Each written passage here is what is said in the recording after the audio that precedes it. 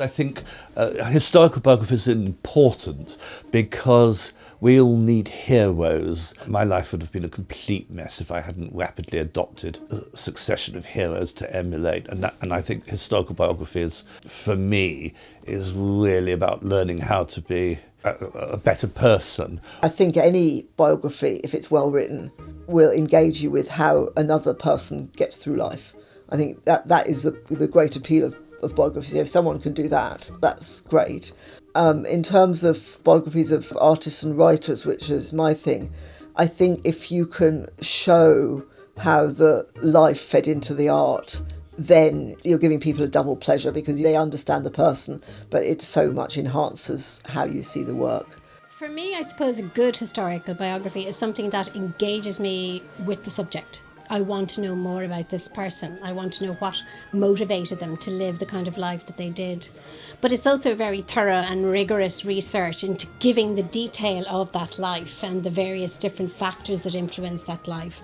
So for me, that is historical biography. It's the substance, but it's also the personality, getting the two things. And if you can manage to do both, I think you've got yourself a really good historical biography. The prize is going from strength to strength, in large part thanks to the kindness of the distinguished historical biographers and historians who have served as judges since its conception 20 years ago. What we look for, I think, now in a historical biography is not only a book that is about the zeitgeist in which the subject lived, but also what's happening inside their head. We're looking for the scholarship and narrative drive, which was such a feature of my grandmother Elizabeth Longford's historical biographies, Queen Victoria, the 2 volumes of Wellington, and many more.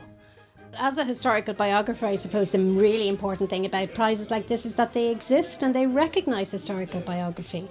And in particular, the ELHB prize is really important because they're very, very clear at the outset that this is a prize for books that are not just scholarly and well written, but that are also engaging and accessible to people. Of all prizes, this is the one that understands biography. It's absolutely for historical biography, and many very distinguished people have won it before me. I'm honoured to be in their company, and I'm thrilled that a set of judges, every one of whose books I respect and have read with so much pleasure, would reward me. It's thrilling.